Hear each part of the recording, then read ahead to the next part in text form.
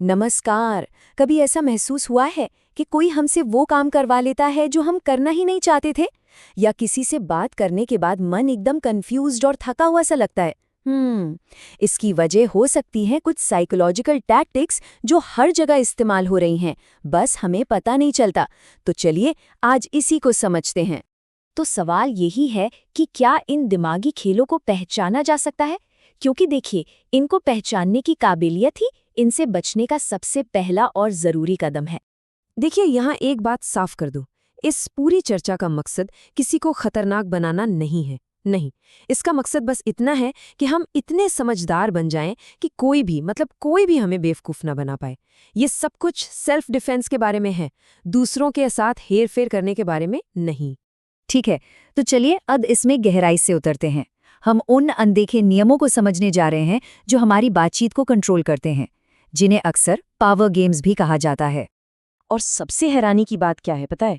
ये पावरफुल तरकीबें अक्सर हमारे सबसे करीबी रिश्तों में इस्तेमाल होती हैं, जैसे कि रोमांटिक पार्टनरशिप या दोस्ती में। तो अपनी पड़ताल हम यहीं से शुरू करते हैं। अब हम उन तरीकों पर फोकस करेंगे जो इमोशनल डिपेंडेंसी और कंट्रोल बनाने के लिए ही डिज़ाइन किए गए हैं। ये कुछ ऐसे जाल हैं जिनसे हमें बहुत सावधान रहने की ज़रूरत है। सबसे पहले बात करते हैं लव बॉम्बिंग की। सोचिए, एक नया रिश्ता शुरू हुआ और सामने वाला इंसान प्यार और अटेंशन की मानो बारिश ही कर देता है, इतना ज्यादा कि उसकी लत लग जाती है।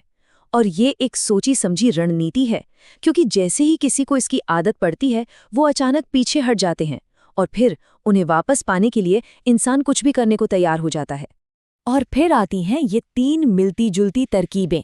पहली है ब्रेड क्रम्बिंग, मतलब कोई बस उतनी ही अटेंशन देता है जिससे उम्मीद बनी रहे, लेकिन वो कभी पूरी तरह से कमिट नहीं करते। इसके बाद है फ्यूचर फेकिंग। यहाँ लोग एक शानदार भविष्य के बड़े बड़े वादे करते हैं, लेकिन सिर्फ इसलिए ताकि आज वो अपनी कोई बात मनवा सकें। और तीसरा है ट्रायंगुलेशन। ये तब होता है जब कोई पार्टनर जानबूझकर किसी तीसरे इंसान का जिक्र करता है ताकि सामने वाले को इनसिक्योर महसूस कराया जा सके और उसका कंट्रोल अपने हाथ में रखा जा सके। अलगाव शायद सबसे खतरनाक रणनीतियों में से एक है। ये धीरे धीरे होता है।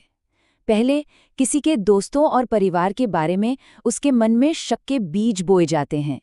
फिर उनके और उनके सपोर्ट सिस्टम के बीच झगड़े पैदा किए जाते हैं और अंत में वो मैन्युपुलेटर खुद को भरोसे और सपोर्ट का इकलौता जरिया बना लेता है, जिससे इंसान पूरी तरह से उन पर निर्भर हो जाता है। अब आते हैं कंट्रोल के 2 बहुत ही पावरफुल हथियारों पर। पहला है साइलेंट ट्रीटमेंट, यानी चुप रहकर सजा देना। जानते हैं, ये किसी बहस या चीख पुकार से भी ज्यादा तकलीफदेह हो सकता है, क्योंकि ये ऐसा महसूस कराता है जैसे किसी की मौजूदगी का कोई मतलब ही नहीं है। और दूसरा है गिल्ट ट्रिपिंग। ये तब होता है जब कोई पुराने एहसान गिनाकर या इमोशनल ब्लैकमेल करके किसी को इतना दोषी महसूस करा दे कि वो दबाव में आकर उसकी बात मान ही ले।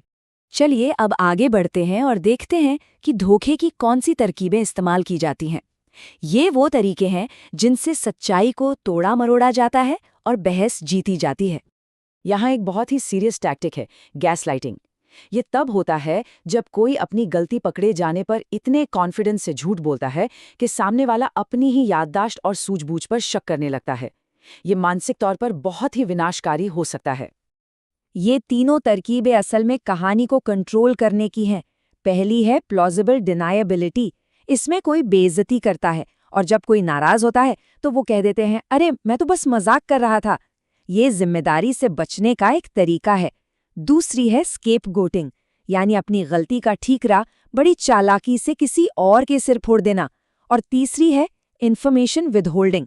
इसमें जानबूझकर आधी अधूरी जानकारी दी जाती है ताकि पूरी तस्वीर कभी साफ ना हो और लोग हमेशा उन पर निर्भर रहें।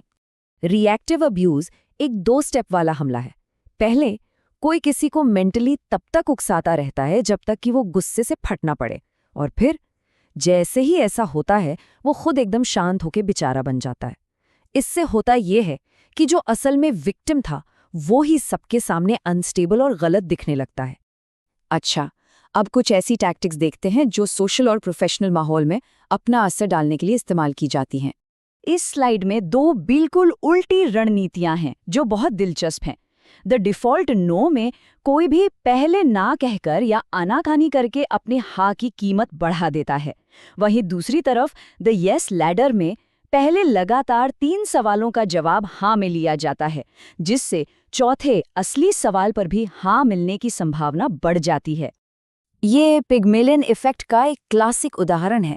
जब कोई ऐसा कहता है तो वो असल में उम्मीदों का एक बोझ डाल रहा होता है, और इस झूठी उम्मीद के दबाव में इंसान उस काम को पूरा करने के लिए अपनी जान लगा देता है।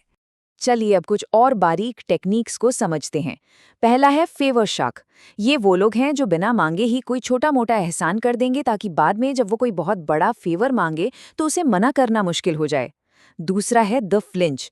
मोल भाव करते समय किसी के ऑफर पर ऐसे चौंकने का नाटक किया जाता है जैसे बहुत बुरा लगा हो, ताकि सामने वाला दबाव में आकर अपनी कीमत कम कर दे। तीसरा है फर्स्ट टीमिंग। इसमें कोई अजनबी बात करते हुए मैं की जगह हम का इस्तेमाल करता है, जैसे हम ये कैसे सॉल्व कर सकते हैं। ये तुरंत अपनेपन का एक झूठा एहसास पैदा करता है। और आखिर में द क्लॉक टिक। एक झूठी डेडलाइन या अर्जेंसी बना दी जाती है ताकि घबराहट में कोई जल्दी फैसला ले ले। तो हमने कई तरह की साइकोलॉजिकल टैक्टिक्स को पहचान लिया, लेकिन सवाल यह है कि इनसे खुद को बचाने का सबसे पक्का तरीका क्या है। चलिए अब आखिरी और सबसे जरूरी कॉन्सेप्ट पर चलते हैं। सोर्स के मुताबिक दुनिया की सबसे खतरनाक ट्रिक किसी को मैनिपुलेट करना नहीं है, बल्कि कुछ और ही है। और वो है एब्सोल्यूट डिटैचमेंट, यानी पूर्ण वैराग्य।